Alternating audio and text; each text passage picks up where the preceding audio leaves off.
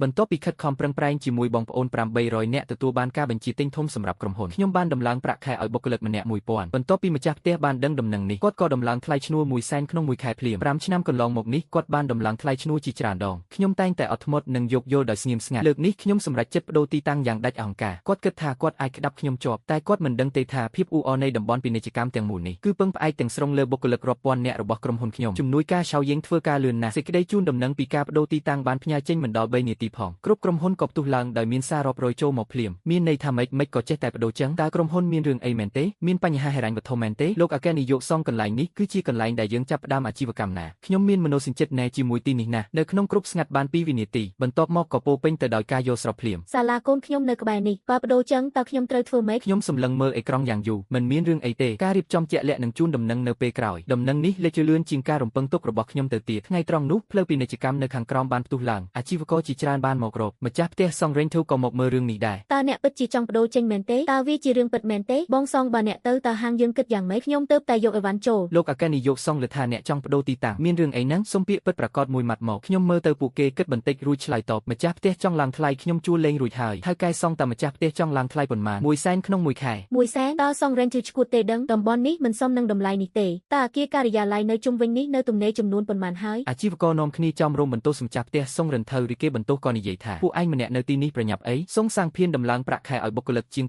800នាក់ម្នាក់1000ត្រឹមតែប្រាក់ខែមួយខែកើនឡើងជាង80,000ទៅហើយដល់វេនខ្ញុំត្រឹម10,000សោះក៏មិនហ៊ានចំណាយដែរពួកឯងគិតមើលថានរណាជាអ្នកហួសហេតុអាជីវករហើយក៏ស្ងាត់មួយសន្ទុះគាត់ក៏បន្ថែមមួយឃ្លាទៀតថាឥឡូវទំនិញអ្វីក៏ឡើងថ្លៃដែរពួកឯងក៏គួរតែដំឡើងថ្លៃដែរទៅក្រោយពីស្ងាត់មួយសន្ទុះស្ថានភាពក៏ចាប់ផ្ដើមប្រែប្រួលមានអ្នកខ្លះចាប់ផ្ដើមនិយាយតាមថាមែនហើយលោកអគ្គនាយកសង្ឃក្រុមហ៊ុនលោកធំបែបនេះលុយ10,000គ្រាន់តែជាពាក្យមួយម៉ាត់របស់លោកប៉ុណ្ណោះចុះរើឡើងធ្វើបាបបុគ្គលិកធ្វើអីពួកយើងរកស៊ីតូចតាចបើពួកលោកទៅបាត់តើពួកយើងគិតយ៉ាងម៉េចមែនហើយលោកអគ្គនាយកសង្ឃឬមួយក៏លោកធ្វើចិត្តឲ្យត្រជាក់សិនទៅហើយពិភាក្សាជាមួយម្ចាស់ផ្ទះម្ដងទៀតទៅពេលម្ចាស់ហាងមីនិយាយបែបនេះខ្ញុំក៏មានអារម្មណ៍ខកចិត្តភ្លាមម្ចាស់ហាងមីកាលពីកន្លះឆ្នាំមុនស្ទើរតែបិទទ្វារទៅហើយខ្ញុំបានឲ្យរដ្ឋបាលក្រុមហ៊ុនបង្កើតក្រុមមួយឲ្យបុគ្គលិកផ្លាស់ប្ដូរគ្នាទៅផ្ដល់យោបល់ទើបហាងមីអាចរស់ឡើងវិញបានម្ចាស់ម៉ាប៉ុន្មានខែដំបូងដែលទើបបើកគឺគ្មានមួយទេខ្ញុំបានឲ្យក្រុមហ៊ុនចុះកិច្ចសន្យាជាមួយគាត់ការទិញទំនិញរបស់បុគ្គលិកគឺត្រូវទិញពីគាត់ទាំងអស់ទើបគាត់អាចទប់ទល់បានហាងកាហ្វេខ្ញុំក៏បានវិនិយោគលុយដែរតែពួកគេម្នាក់បែរជានិយាយបែបនេះទៅវិញលោកអគ្គនាយកសង្ឃលោកគួរតែមានគំនិតទូលាយបន្តិចទៅគុំដោយសារតែលុយបន្តិចបន្តួចធ្វើឲ្យខូចភាពសុខដុមអីខ្ញុំទប់សំណាច់មិនបានគួរឲ្យចាប់អារម្មណ៍មែនស្រាប់តែទូរស័ព្ទខ្ញុំទទួលបានសារពីរបីគឺជាសារពីម្ចាស់ហាងផ្កានៅតំបន់រោងចក្រផ្ញើមកលោកអគ្គនាយកសង្ឃលោកមិនអីទេមែនទេខ្ញុំមើលសារនេះហើយក៏ញឹមបន្តិចខ្ញុំឲ្យជំនួយការចៅយីងដេញអាជីវករចេញបន្ទាប់មកក៏ចុចទូរស័ព្ទទៅលេខ1ខាងភ្នាក់ងារអចលនទ្រព្យឲ្យមានគម្រោងអគារថ្មីពេលដែលភ្នាក់ងារអចលនទ្រព្យឡាវចៅផ្ញើរូបថតផ្ទះទី5មកខ្ញុំគ្រាន់តែមើលមួយផ្លេតរួចក៏ដាក់ទូរស័ព្ទចុះលោកសុំខ្ញុំបានរកមើលតំបន់នេះអស់ហើយឡាវចៅដកដង្ហើមធំតាមទូរស័ព្ទបើមិនទំហំតូចពេកទេគឺថ្លៃឈ្នួលថ្លៃជាងកន្លែងលោកឥឡូវទៅទៀតខ្ញុំនិយាយតាមត្រង់ចុះម្សិលមិញខ្ញុំទៅមើលអគារនោះនិយាយគ្នាល្អតើតែព្រឹកនេះស្រាប់តែគេប្រាប់ថាចង់ឡើងថ្លៃ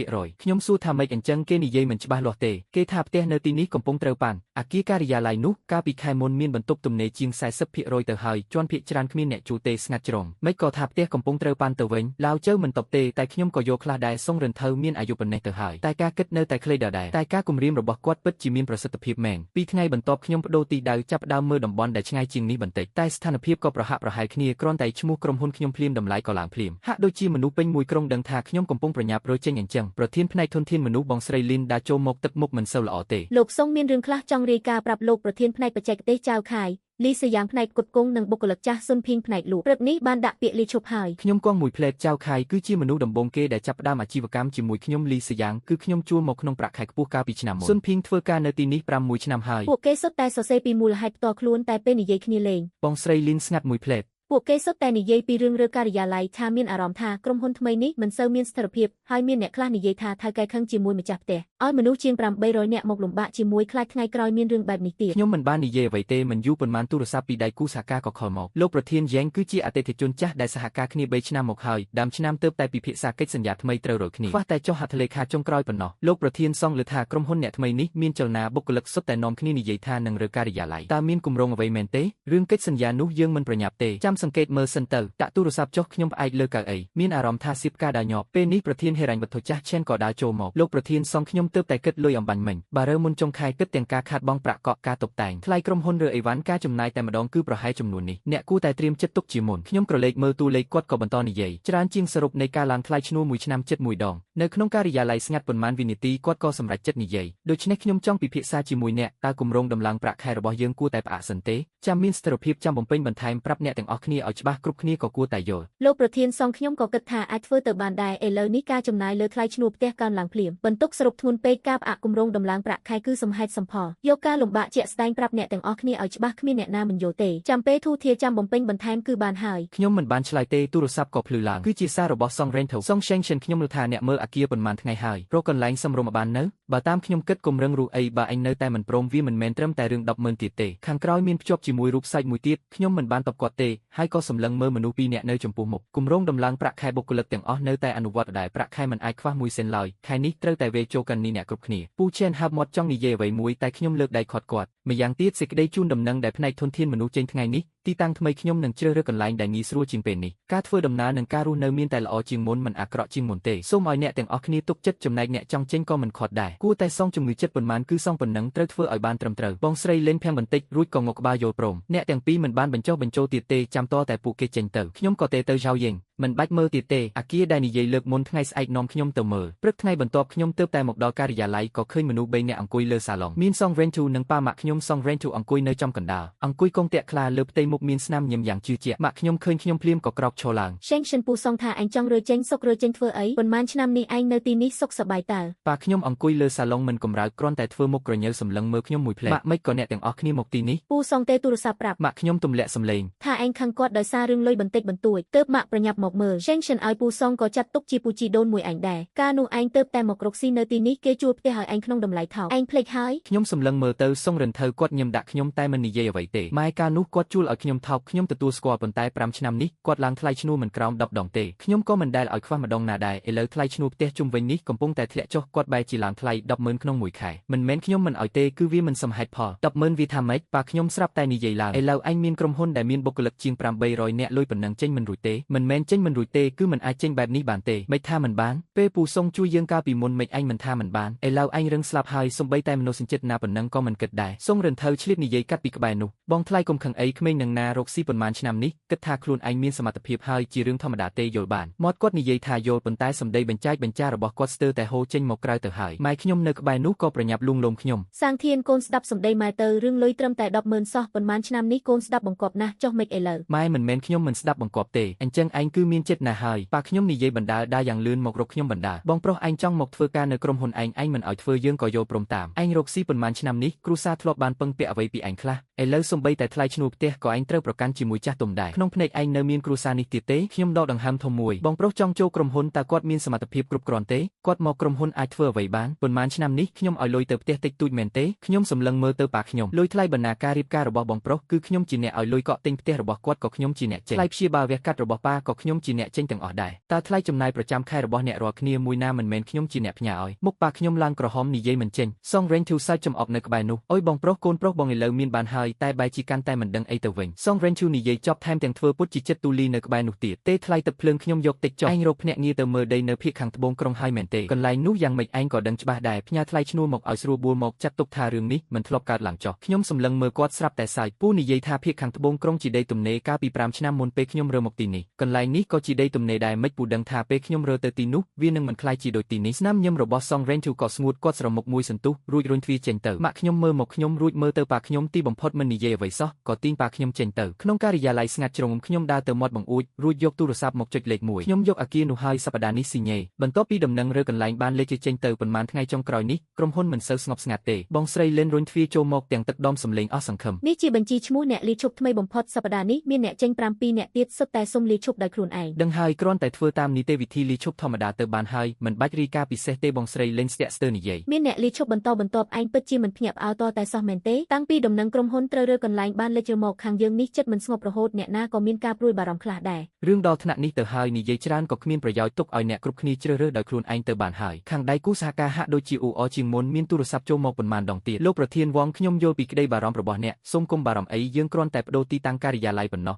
រចនាសម្ព័ន្ធក្រុមហ៊ុននិងអាជីវកម្មគឺនៅដដែលភាគីម្ខាងទៀតស្ទាក់ស្ទើរភាគច្រើនគឺដោយសារតែថ្មីនេះមានពាក្យចាំអារ៉ាមជាច្រើនអំពីក្រុមហ៊ុនរបស់អ្នកនៅលើអ៊ីនធឺណិតហើយមតិសាធារណៈមិនសូវល្អទេខាងយើងក៏ត្រូវតែប្រុងប្រយ័ត្ននិងថ្លឹងថ្លែងបន្ថែមទៀតដែរពិតជាបារម្ភថាការសហការគ្នានៅពេលក្រោយនឹងរងឥទ្ធិពលពីមតិសាធារណៈខាងក្រៅទាំងនេះបង្កើតឲ្យមានការប្រែប្រួលនិងបញ្ហាជាច្រើនដូច្នេះហើយទើបមានការព្រួយបារម្ភជាពិសេសការផ្លាស់ប្ដូរទីតាំងនឹងមិនប៉ះពាល់ដល់ការសហការនៅពេលក្រោយឡើយកិច្ចសន្យាដែលយើងបានព្រមព្រៀងគ្នាពីមុននិងគម្រោងដែលបានភ្ជាប់នឹងដំណើរការជាធម្មតាមិនមានការផ្លាស់ប្ដូរអ្វីឡើយហើយក៏មិនលុបចោលដែរភាគីម្ខាងទៀតឆ្លើយតបយ៉ាងសោះអង្គើយអញ្ចឹងយើងរងចាំមើលស្ថានភាពទូទៅសិនទៅបច្ចុប្បន្ននេះមិនបាច់ប្រញាប់សម្រេចរឿងពាក់ព័ន្ធទេក្រោយមកទៀតប្រសិនបើមានបំណងសហការឬតម្រូវការជាក់លាក់ណាមួយខាងយើងនឹងតាក់ទងទៅអ្នកដោយផ្ទាល់ដើម្បីពិភាក្សាលម្អិតខ្ញុំដាក់ទូរស័ព្ទចុះក្នុងចិត្តដឹងច្បាស់ថាមាត់និយាយថារងចាំមើលសិនតែតាមពិតគឺផ្អាកការចុះហត្ថលេខាជាបណ្ដោះអាសន្ននៅលើអ៊ីនធឺណិតកាន់តែមានពាក្យចាំអារ៉ាមជាច្រើនអត្ថបទបាននិយាយចំថាក្រុមហ៊ុនដែលមានបុគ្គលិក800នាក់បានផ្លាស់ប្ដូរទីតាំងដោយសារតែការបង់ថ្លៃឈ្នួលផ្ទះជាដំណាក់កាលដែលបង្កឲ្យមានការជែកវែកញែកយ៉ាងក្តៅគប់នៅក្នុងរង្វង់អ្នកជំនួញហើយមនុស្សគ្រប់គ្នាមានទស្សនៈខុសគ្នាលើទង្វើនេះការផ្លាស់ប្ដូរទីតាំងកំណត់នៅយប់ថ្ងៃសុក្រខ្ញុំបានរៀបចំឲ្យឈៀវឆៅរៀបចំយានយន្តឲ្យបានរួចរាល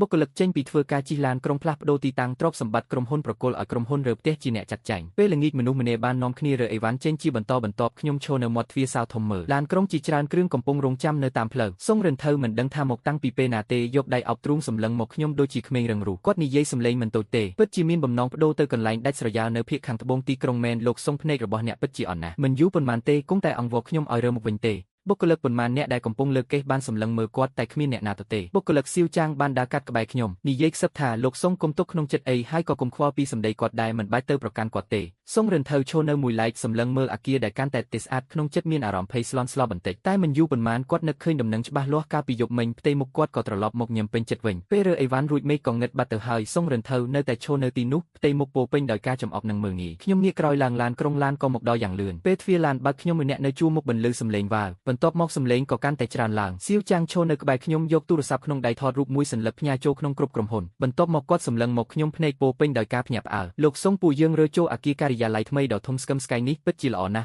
់បើធៀបនឹងបរិស្ថានចាស់ពីមុនគឺខុសគ្នាដាច់តែម្ដងមើលទៅពិតជាស្រស់ស្រាយនិងអស្ចារ្យណាស់ខ្ញុំមិនបាននិយាយអ្វីទេឈរនៅមុខអគារមួយសន្ទុះបុគ្គលិកនៅពីក្រោយបានចុះពីឡានជាបន្តបន្ទាប់មានអ្នកខ្លះកាន់ទូរស័ព្ទថតរូបគ្រប់កន្លែងបាត់ទៅហើយមានអ្នកផ្ញើរូបមួយសន្លឹកចូលក្នុងគ្រប់អ្នកលក់3វិនាទីក្រោយមកគ្រប់ក៏ផ្ទុះឡើងម៉ោង5:01ព្រឹកថ្ងៃបន្ទាប់សុងរិនថៅទទួលបានការហៅទូរស័ព្ទហៅកែសុងពួកយើងប៉ុន្មានអ្នកបានពិភាក្សាគ្នាហើយពេលផ្ទះផុតកំណត់ពួកយើងនឹងរើចេញទាំងអស់តំបន់លោកនឹងលែងមានមនុស្សហើយពួកយើងឈប់ជួលហើយសុងរិនថៅបើកទូរស័ព្ទនៅលើអេក្រង់គឺជារូបថតអគារថ្មីដែលគេផ្ញើមកឲ្យគាត់ទូរស័ព្ទក៏របូតពីដៃគាត់ធ្លាក់ទៅលើមុខគាត់ស្លេកស្លាំងភ្នែកពោពេញដោយភាពមិនជឿមាត់រអ៊ូទំថាមិនអាចទេមិនក៏ទៅជាអញ្ចឹងរូបថតនៅក្នុងគ្រប់លោតចេញមកម្ដងមួយអគារទាំងមូលភ្លឺចែងចាំងជញ្ជាំងកញ្ចក់ឆ្លុះបញ្ចាំងពីទិដ្ឋភាពពេលយប់នៃទីក្រុងនេះមិនមែននៅភាគខាងត្បូងទីក្រុងទេនេះជាតំបន់អភិវឌ្ឍបច្ចេកវិទ្យាខ្ពស់នៅភាគខាងកើតទីក្រុងមែនទេសួនឧស្សាហកម្មដែលទើបសាងសង់កាលពីឆ្នាំមុនខ្ញុំទើបតែស្វែងរកក្នុងផែនទីអំបញ្ញមិញដើរ10នាទីពីស្ថានីយ៍រថភ្លើងក្រំដីថៅកែសុងលោកលាក់ចិត្តពេកហើយគ្រប់ដែលមានមនុស្សជាង800នាក់សារលោតលឿនរហូតមើលមិនទាន់ខ្ញុំឈរនៅក្នុងការិយាល័យជាន់ខាងលើទូរស័ព្ទញ៉ាំមិនឈប់សោះចៅយីងរុញទ្វារចូលមកថៅកែសុងអ្នកខាងក្រោមនៅតែថតរូបថាចង់មិនដេកទេយប់នេះទុកឲ្យពួកគេថតចុះកម្រឃើញពួកគេសប្បាយចិត្តណាស់ព្រឹកស្អែករៀបចំអីវ៉ាន់ពេលរសៀលឈប់សម្រាកព្រឹកព្រលឹមថ្ងៃបន្ទាប់ពេលខ្ញុំដើរចូលទៅក្នុងអគារថ្មីប្អូនស្រីនៅកន្លែងទទួលភ្ញៀវកំពុងកាន់ទូរស័ព្ទថតរូបជញ្ជាំងកញ្ចក់នៃអគារទាំងមូលមើលទៅអស្ចារ្យណាស់ពេលទ្វារជណ្ដើរយន្តបើកមានបុគ្គលិកផ្នែកបច្ចេកទេសជាច្រើនអ្នកឈរនៅខាងក្នុងរួចទៅហើយម្នាក់ក្នុងចំណោមពួកគេឃើញខ្ញុំក៏ញឹមថៅកែសុងយប់មិញខ្ញុំដេកមិនលក់ទេប្រពន្ធខ្ញុំសួរខ្ញុំថាម៉េចក៏រំភើបម្លេះខ្ញុំប្រាប់ថានៅថ្ងៃមុខទៅធ្វើការមិនបាច់ជិះរថភ្លើងក្រំដីទៀតទេដែលបាទដឹងហើយគាត់ឲ្យខ្ញុំសួរថាក្រុមហ៊ុននៅរើបុគ្គលិកទៀតអត់ខ្ញុំបានមើលទៅគាត់មួយផ្លែតរើសតើណែនាំអ្នកស្គាល់មានប្រាក់រង្វាន់ពេលខ្ញុំទៅដល់ជាន់ទី3ជំនួយការចៅយីងកំពុងរងចាំខ្ញុំដោយកាន់ច្បាប់ចម្លងកិច្ចសន្យាដែលបានចុះហត្ថលេខារួចរឿងអាគារគឺរួចរាល់អស់ហើយមិត្តរួមថ្នាក់ខ្ញុំប្រាប់ថាថ្លៃជួលគិតតម្លៃមិត្តភក្តិ3ឆ្នាំមិនឡើងថ្លៃទេជួយអរគុណគាត់ជំនួសខ្ញុំផងគាត់ថាអត់អីទេគាត់ថាការនោះលោកជួយរកទុនឲ្យគាត់នៅចាំដល់ឥឡូវខ្ញុំទទួលយកកិច្ចសន្យាមកមើលតម្លៃពិតជាសមរម្យមែនថោកជាងតម្លៃដែលសុងរិនថៅដំឡើងថ្លៃជួល 30% ហើយទំហំធំជាងចិត្តមួយដងបានផ្ញើសេចក្តីជូនដំណឹងហើយនៅផ្ញើហើយក្នុងគ្រប់ឥឡូវអ៊ូអណាស់ខ្ញុំបើគ្រប់ក្រុមហ៊ុនចៅយីងបានផ្ញើសេចក្តីជូនដំណឹងចំនួន3កាលពីយប់មិញអាផាតមិនបញ្ចុះតម្លៃ 30% ក្រុមហ៊ុនមានអាហារដ្ឋាននិងមានការបញ្ចុះតម្លៃអាហារនៅក្បែរនោះឡានក្រុងដឹកជញ្ជូនទៅរថភ្លើងក្រំដីដំណើរការដល់ម៉ោង 12 យប់ហើយចុងក្រោយគឺសេចក្តីប្រកាសរបស់ផ្នែកធនធានមនុស្សក្នុងការតាក់ទងជាមួយសាលារៀននៅក្បែរក្នុងគ្រប់មានសាររាប់ពាន់ហើយអាផាតមិនបុគ្គលិកដែលបុគ្គលិកជួលគឺនៅផ្លូវក្បែរតំបន់ឧស្សាហកម្មដើរតែ5នាទីក៏ដល់ធ្វើដំណើរងាយស្រួលណាស់អាហារដ្ឋានរបស់ក្រុមហ៊ុនមានម្ហូបច្រើនមុខពេលថ្ងៃត្រង់មានម្ហូបក្តៅ4មុខនិងស៊ុបអាហារថ្ងៃត្រង់មួយពេលតម្លៃត្រឹមតែ15យ៉នប៉ុណ្ណោះពិតជាចំណេញណាស់អ្នកណាជួយសួរផ្នែកធនធានមនុស្សឲ្យខ្ញុំបន្តិចតើនីតិវិធីបដូរសាលារបស់ក្មេងស្មុគស្មាញអត់ខ្ញុំទៅតែដើរកាត់ចិត្តនឹងឃើញសួនច្បារនៅក្បែរនោះថ្ងៃក្រោយពេលថ្ងៃត្រង់អាច ទៅដើរលេងបានហើយ គឺថតចេញពីបង្អួចកន្លែងធ្វើការថ្មីអគារតំបន់អភិវឌ្ឍបច្ចេកវិទ្យាខ្ពស់ទាំងមូលឈរតម្រៀបគ្នាជាជួរក្រោមពន្លឺព្រះអាទិត្យអាចមានសណ្ដាប់ធ្នាប់មើលទៅស្រឡះភ្នែកជាងផ្លូវដែលពោពេញដោយម៉ូតូដឹកអីវ៉ាន់នៅខាងក្រៅអគារចាស់ឆ្ងាយណាស់ស្រាប់តែមានសារជាច្រើនលោតឡើងក្នុងគ្រប់សុទ្ធតែសរសេរថាប្រធានសង្ឃពិតជាអស្ចារ្យមែនខ្ញុំញឹមបន្តិចរួចក៏ថយចេញមកវិញទូរស័ព្ទក៏ញ័រមានគេផ្ញើសារចូលក្នុងគ្រប់អាជីវករសារទី1គឺថៅកែលីវជាអ្នកផ្ញើថៅកែសង្ឃកិច្ចសន្យាជួលផុតកំណត់ចុងខែនេះខ្ញុំមិនបន្តទេខ្ញុំទៅតាមប្រធានសង្ឃបន្ទាប់មកគឺ Civiliv Nomad ខ្ញុំក៏មិនបន្តដែរហាងថ្មីរៀបចំរួចរាល់ហើយខែក្រោយបើកដំណើរការថៅកែហាងផ្កាបានផ្ញើ sticker គួរឲ្យស្រឡាញ់មួយព្រមទាំងសរសេរថាប្រធានសង្ឃតើលោកទៅអភិវឌ្ឍនៅទីណាខ្ញុំនឹងទៅតាមលោកដើម្បីចាក់ឫសនៅទីនោះទៅថ្ងៃមុខលោកប្រកបអាជីវកម្មនៅទីណាហាងតូចរបស់ខ្ញុំនឹងទៅតាំងទីលំនៅទីនោះខ្ញុំនឹងតាមលោកធ្វើការដោយស្មោះត្រង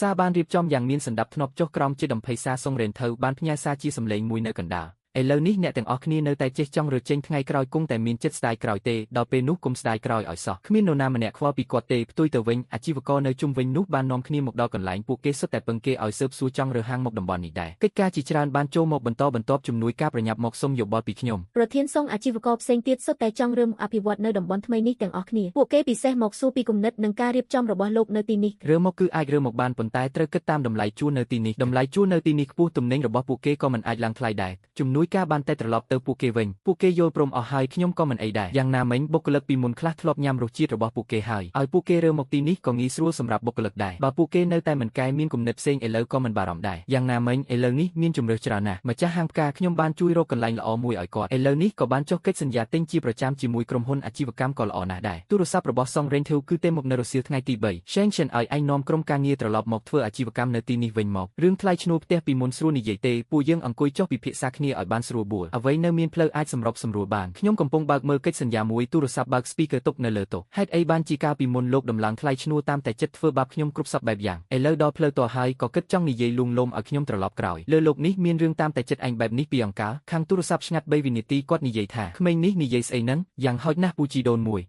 លោកកុំនិយាយទៀតអីពេលធ្វើរឿងកាលពីមុនមិនគិតពីផលវិបាកឥឡូវរឿងដល់ថ្នាក់នេះហើយក៏គិតចង់មកនិយាយយោគយល់សម្របសម្រួលជាមួយខ្ញុំឥឡូវនិយាយរឿងទាំងនេះយឺតពេលហើយយប់នោះគាត់ទេម្ដងទៀតខ្ញុំមិនបានទទួលទេព្រឹកថ្ងៃទី2គាត់បើកឡានមកក្រោមអគារថ្មីតែម្ដងសន្តិសុខបានគាត់នៅខាងក្រៅសាលគាត់ឈរនៅមាត់ទ្វារនោះស្រែកទៅកាន់កន្លែងទទួលភ្ញៀវថាខ្ញុំជាពូជីដូនមួយរបស់សង Shenzhen រំខានអ្នកប្រញាប់ហៅគាត់ចុះមកបន្តិចការយល់ច្រឡំផ្សេងកន្លងមកពួកយើងទុកមួយឡែកសិនទោះបីជាពីមុនឆ្លោះគ្នាមិនសប្បាយចិត្តយ៉ាងណាក៏ដោយនិយាយឲ្យចំទៅសុទ្ធតែជាគ្រួសារតែមួយរឿងអីក៏អាចពិភាក្សាគ្នាបានដែរមិនចាំបាច់ធ្វើឲ្យទំនាក់ទំនងសាច់ញាតិតានតឹងពេកទេអង្គុយចុះនិយាយគ្នាឲ្យស្រួលបួលទៅតែងតែអាចដោះស្រាយរឿងថ្លៃឈ្នួលផ្ទះបានយ៉ាងល្អពេលដែលអ្នកទទួលភ្ញៀវបញ្ជូនទូរស័ព្ទមកខ្ញុំកំពុងប្រជុំផ្នែកអ្នកប្រាប់សន្តិសុខនៅច្រកទ្វារឲ្យអនុវត្តតាមច្បាប់ក្រុមហ៊ុនយ៉ាងតឹងរ៉ឹងអ្នកខាងក្រៅដែលមិនពាក់ព័ន្ធមិនអនុញ្ញាតឲ្យចូលតំបន់ការិយាល័យតាមចិត្តទេប្រសិនបើភីគីមខាងទៀតនៅតែចេះមិនព្រមចាក់ចេញគ្រាន់តែរីការប្រាប់ប៉ូលីសតាមនីតិវិធីទៅ20នាទីក្រោយមកខ្ញុំប្រជុំចប់ឈរនៅមុខបង្អួចមើលចុះមកក្រោមសុងរ៉េនថៅនៅតែឈរនៅខាងក្រៅអគារដែលកាន់ទូរស័ព្ទមុខបែរទៅរកសាលធំរងចាំខ្ញុំមិនបានមើលទៀតទេងាកត្រឡប់ទៅកន្លែងធ្វើការវិញយប់នោះគាត់ក៏បានទៅរកប៉ាម៉ាក់ខ្ញុំខលមក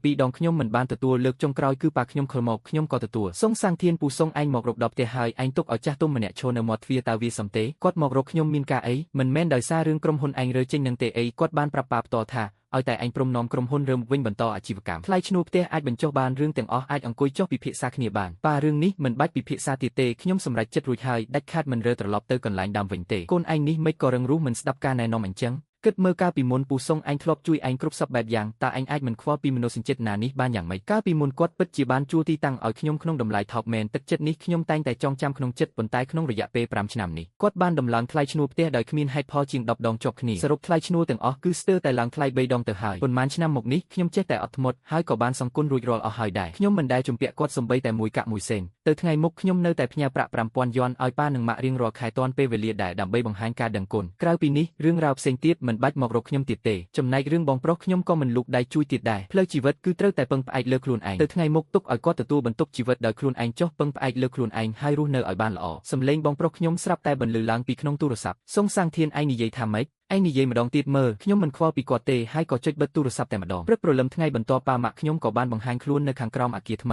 ីបងប្រុសខ្ញុំក៏មកដែរគាត់ឈរនៅខាងមុខគេហើយនិយាយខ្លាំងថាសុងសាំងធានឯងប្រញាប់ចុះមកខាងក្រោមភ្លាមឥឡូវមានមុខជំនួញរកលុយបានហើយតើឯងគិតចង់បោះបង់ចោលសំបីតែឪពុកម្ដាយបង្កើតមិនព្រមទទួលស្គាល់មែនទេសន្តិសុខបានរារាំងនៅខាងក្រៅទ្វារប៉ាម៉ាក់ខ្ញុំធ្វើមុខក្រញើមិននិយាយស្ដីអ្វីឡើយមានបុគ្គលិក2-3នាក់នៅក្នុងបន្ទប់ទទួលភ្ញៀវបានអត់មើលសៀវម៉ៃនៅកន្លែងទទួលភ្ញៀវបានទូរស័ព្ទមកខ្ញុំទាំងទឹកមុខពិបាកចិត្តប្រាប់ថាឪពុកម្ដាយខ្ញុំនៅខាងក្រោមខ្ញុំដឹងហើយ រឿងនេះអ្នកទាំងអស់គ្នាមិនបាច់លូកដៃទេអ្នកទាំងអស់គ្នាគួរតែធ្វើការធម្មតាហើយតាំងចិត្តធ្វើការទៅហើយក៏ប្រាប់អ្នករាល់គ្នានៅក្នុងក្រុមហ៊ុនផងដែរកុំឲ្យរឿងរ៉ាវខាងក្រៅមករំខានអារម្មណ៍ឲ្យសោះគ្រាន់តែតាំងចិត្តធ្វើការងាររបស់ខ្លួនឲ្យបានល្អទៅគឺបានហើយខ្ញុំឈរនៅក្បែរបង្អួចជាន់ខាងលើអាចមើលឃើញមនុស្សប៉ុន្មានអ្នកនៅខាងក្រៅទ្វារយ៉ាងច្បាស់នៅក្បែរនោះមានអ្នកដែលកាត់ចាប់ផ្ដើមយកទូរស័ព្ទមកថតហើយចៅយីងឈរនៅពីក្រោយខ្ញុំលោកអគ្គនាយកសូមចុះលោកអញ្ជើញចុះទៅជួបពួកគាត់បន្តិចទៅទោះបីជាចុះទៅជួបមុខគ្នាតើអាចធ្វើអ្វីបានទៅហេតុផលដែលគួរពន្យល់ពាក្យដែលគួរនិយាយឲ្យច្បាស់គឺបានប្រាប់អស់ហើយតាមទូរស័ព្ទថ្ងៃនោះពួកគេបានលោឡានៅខាងក្រោមជិត2ម៉ោងសន្តិសុខមិនឲ្យចូលទេចុងក្រោយបងប្រុសខ្ញុំក៏ដើរចេញទាំងជាប្រតិចឯប៉ាខ្ញុំក៏ទាញម៉ាក់ខ្ញុំដើរតាមពីក្រោយចៅយីងបានបើកកាមេរ៉ាសុវត្ថិភាពនៅមុខជណ្ដើរយន្តឲ្យខ្ញុំមើលពេលដែលអ្នកទាំងនោះចេញទៅឡានរបស់សុងរិនថៅបានចតនៅខាងផ្លូវគាត់អង្គុយនៅកៅអីអ្នកបើកបរបង្អួចឡានបើកចំហបន្តិចគាត់មិនបានចុះពីឡានទេខ្ញុំក៏បិទកាមេរ៉ាសុវត្ថិភាពចៅយីងថ្ងៃស្អែកឲ្យផ្នែកច្បាប់រៀបចំសេចក្តីថ្លែងការណ៍មួយទុកទៅលោកសុងតើត្រូវចេញសេចក្តីថ្លែងការណ៍អ្វីសេចក្តីថ្លែងការណ៍បន្តិចទៀតខ្ញុំផ្ញើចូលទូរស័ព្ទនាងប្រញាប់ទៅរៀបចំទៅស្ថានភាពបានរីករាលដាលលឿនជាងការរំពឹងទុកវីដេអូចំនួនមួយត្រូវបានគេចែកចាយភ្ជាប់ជាមួយអត្ថបទបំភ្លឺបង្កើតជារឿងរ៉ាវតួអង្គដែលពោពេញដោយភាពចម្រូងចម្រាសត្រឹមមួយយប់អត្ថបទពាក់ព័ន្ធជាច្រើនបានលេចឡើងជាបន្តបន្ទាប់ពួកគេបានកែច្នៃសាច់រឿងចាស់បំផោងចំនួនរវាងភីគីនានាធ្វើឲ្យមហាជននាំគ្នាជែកវែកញែកឯកន្លែងបញ្ចេញមតិកប់ផ្ទុះឡើងឥឡូវនេះមានចំណូលមិនតិចទេសូម្បីតែថ្លៃជួលទីតាំង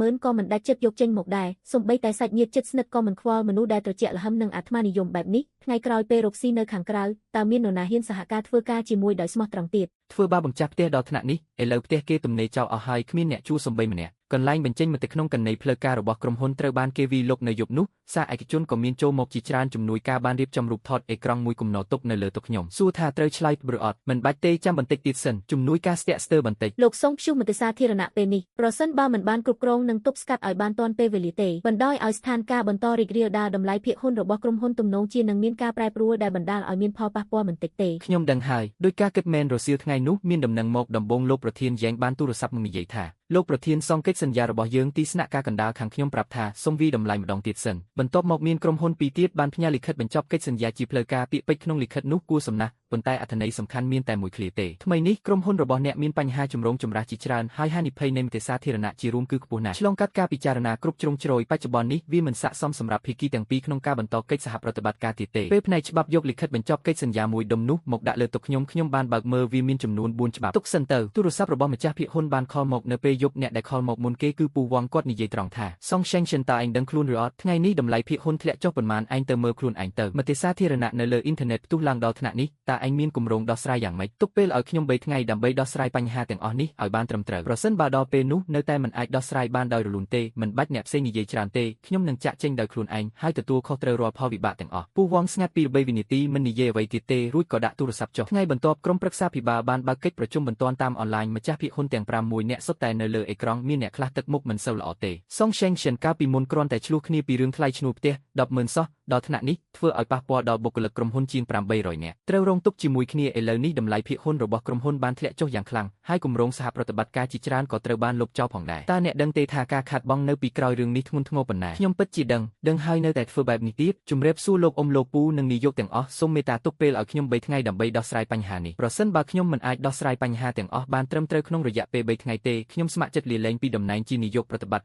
ិហើយទុកឲ្យក្រុមប្រឹក្សាភិបាលជ្រើសរើសបេក្ខជនដែលសមស្របផ្សេងទៀតដើម្បីទទួលបន្ទុកប្រជុំស្ងាត់ជ្រងគ្មានអ្នកណាសួរអង្គុយលើកៅអីមិនកម្រើពេលឆៅយេងគូសទ្វារចូលខ្ញុំនៅតែសម្លឹងមើលទៅក្រៅបង្អួចម៉ោង8ព្រឹកថ្ងៃស្អែកជូនដំណឹងដល់ផ្នែកទីផ្សារឲ្យរៀបចំសេចក្តីថ្លែងការណ៍ផ្លូវការដ៏វែងមួយដែលនឹងចេញផ្សាយដោយកណនីផ្លូវការរបស់ក្រុមហ៊ុនដំណើរការទាំងមូលនឹងត្រូវរក្សាការសម្ងាត់យ៉ាងតឹងរ៉ឹងគ្មាននរណាម្នាក់ត្រូវបានអនុញ្ញាតឲ្យលេចធ្លីខ្លឹមសារជាមុនទេហើយគ្មាននរណាម្នាក់ត្រូវបានអនុញ្ញាតឲ្យលាតត្រដាងពាក្យចាំអារ៉ាមដែលពាក់ព័ន្ធទៅកាន់ពិភពខាងក្រៅឡើយវាចាំបាច់ណាស់ក្នុងការធានាថាខ្លឹមសារនៃការប្រកាសផ្លូវការត្រូវបានចេញផ្សាយទាន់ពេលវេលាជំនួយការឆៅយេងមិនបានសួរច្រើនទេហើយក៏ទៅរៀបចំភ្លាមខ្ញុំបានទាញការថតសម្លេងនៅថ្ងៃនោះទៅក្នុងអ៊ីមែលដែលទើបបង្កើតថ្មីបន្ទាប់មកបិទកុំព្យូទ័ររៀបចំអីវ៉ាន់ហើយចុះទៅក្រោមភ្លើងនៅជាន់ក្រោមបានបើកមានមនុស្សតម្រង់ជួរនៅមាត់ទ្វារហាងតែទឹកដោះគោដែលទើបនឹងផ្លាស់មកថ្មីហើយបុគ្គលិកជាច្រើនអ្នកបានចេញមកក្រៅដោយកាន់ថង់ដើរបណ្ដាសាច់បណ្ដាពេល3ថ្ងៃគឺគ្រប់គ្រាន់ហើយម៉ោង8ព្រឹកថ្ងៃទី3កណនីផ្លូវការរបស់ក្រុមហ៊ុនបានបង្ហោះអត្ថបទដ៏វែងមួយចំណងជើងគឺជាការពន្យល់ពេញលេញអំពីការលើកឡើងតាមអ៊ីនធឺណិតថ្មីនេះប៉ុន្តែចុចចូលហើយអូសចុះក្រោមទី1គឺជារូបថតអេក្រង់ដែលជាតារាងកំណត់ត្រានៃការដំឡើងថ្លៃឈ្នួលរបស់ Song Ventu ជាង10ដងក្នុងរយៈពេល5ឆ្នាំការកើនឡើងនិងពេលវេលានីមួយត្រូវបានរៀបបញ្ជីយ៉ាងច្បាស់នៅទីនោះបន្ទាប់មកទៀតគឺជាតារាងទិន្នន័យប្រៀបធៀបតម្លៃជួលអគារការិយាល័យនៅតំបន់ជុំវិញក្នុងរយៈពេលដូចគ្នានៅពេលដែលតម្លៃរបស់ Chen Heng ក្នុងតំបន់តែមួយបានកើនឡើងអ្នកផ្សេងទៀតកំពុងតែធ្លាក់ចុះបន្ទាប់មកគឺជារឿងដែលខ្ញុំត្រូវបានគេស្វាគមន៍នៅពេលខ្ញុំរកភ្នាក់ងារកណ្ដាលសារជាសម្លេងដែលឡៅឆៅផ្ញើ ញើមកខ្ញុំត្រូវបានបំផ្លាញទៅជាអត្ថបទរូបថតអេក្រង់ត្រូវបានរៀបចំម្ដងមួយរហូតដល់អត្ថបទដែលបានបំផ្លាញពីការថតសម្លេងពេញលេញនៅក្នុងការិយាល័យនៅថ្ងៃនោះ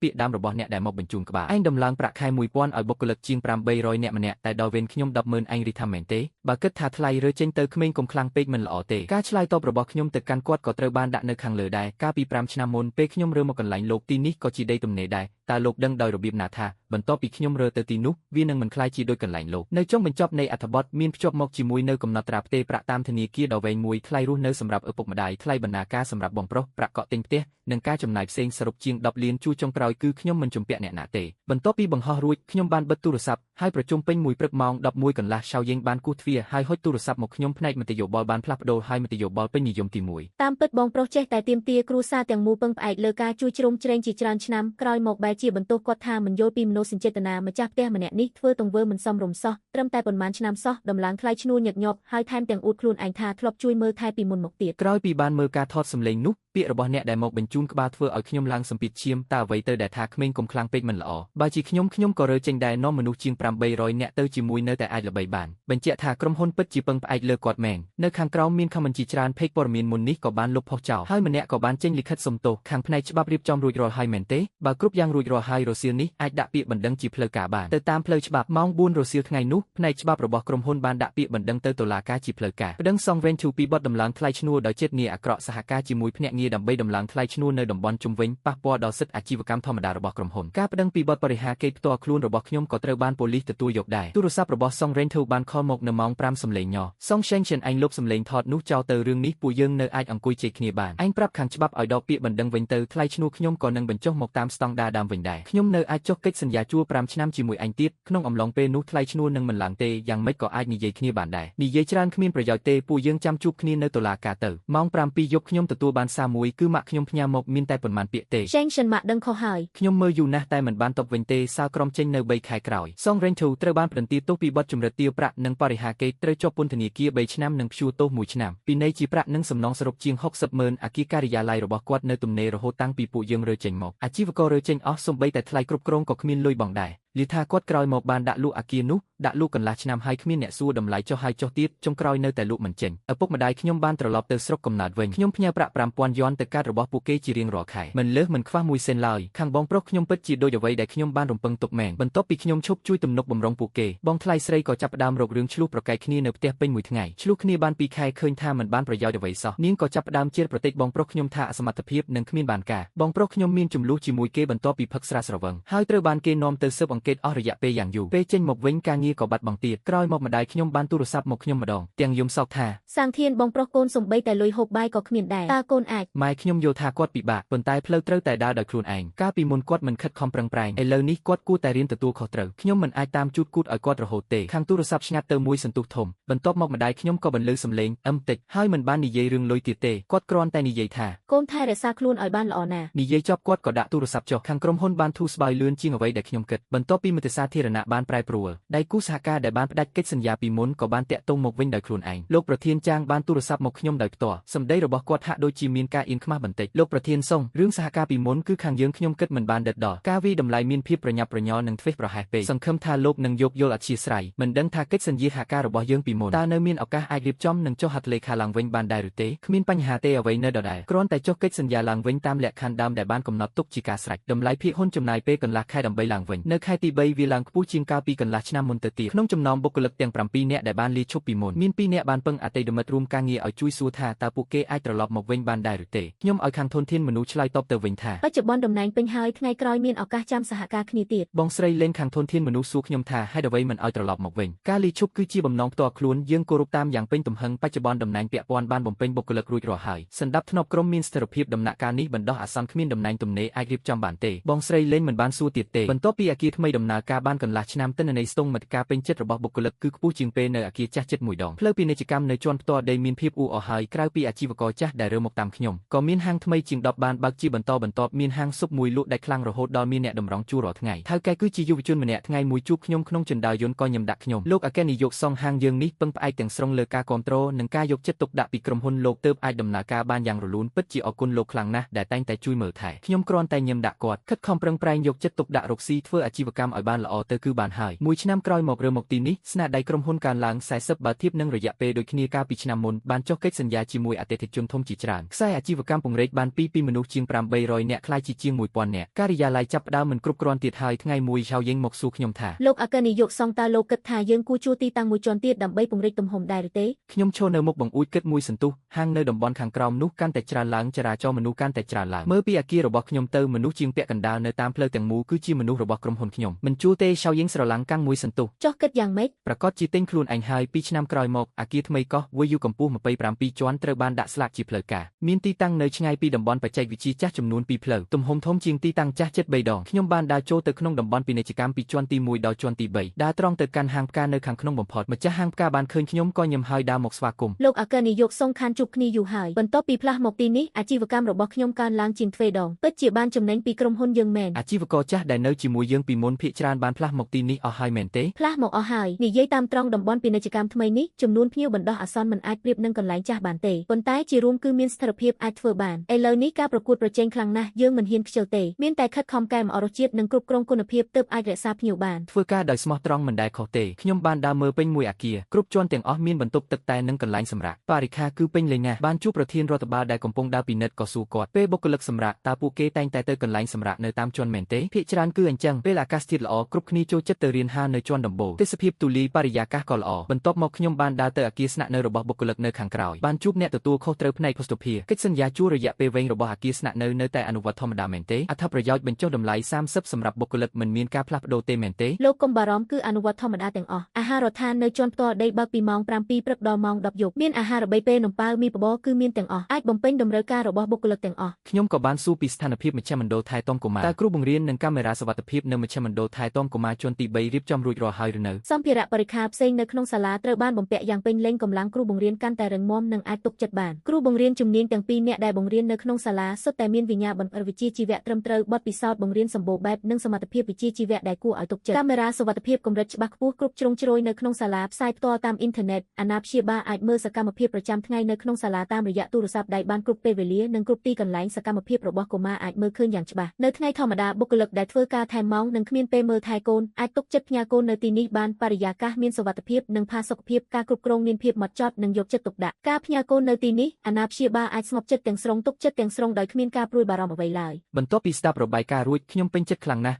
ឥឡូវនេះទំហំក្រុមហ៊ុនមានបុគ្គលិកដល់ទៅ1200នាក់កាលពីឆ្នាំមុនខ្សែអាជីវកម្មថ្មីទាំងពីរទទួលបានប្រាក់ចំណេញទាំងអស់ក្រុមហ៊ុនមានទុនបម្រុងគ្រប់គ្រាន់ទោះបីជាក្រុមហ៊ុនរីកចម្រើនជាលំដាប់ក៏ដោយក៏ខ្ញុំនៅតែរក្សាទម្លាប់មកដល់កន្លែងធ្វើការមុនគេជារៀងរាល់ថ្ងៃពេលនោះចៅយីងឈរនៅក្បែរខ្ញុំហើយនិយាយថាលោកអគ្គនាយកសូមឯកសារសម្រាប់កិច្ចប្រជុំក្រុមប្រឹក្សាភិបាលនៅថ្ងៃស្អែកខ្ញុំបានរៀបចំរួចរាល់ហើយបានដាក់វានៅលើទៅធ្វើការរបស់លោកហើយបាទខ្ញុំដឹងហើយចៅយីងងើបមុខមើលទៅក្រៅបង្អួចហើយដកដង្ហើមធំតិចព្រះអាទិត្យរៀបលេចបន្តិចម្ដងមេឃក៏ងឹតហើយពន្លឺព្រះអាទិត្យរលត់ទៅភាពអ៊ូអរក៏បញ្ចប់ផ្លូវទៅមុខរលូនគ្មានរឿងរំខានចិត្តទៀតទេចៅយីងវាដូច្នេះក៏ញឹមតិចមែនហើយព្យុះភ្លៀងបានកន្លងផុតទៅថ្ងៃមុខមានតែភាពស្ងប់សុខនិងរលូន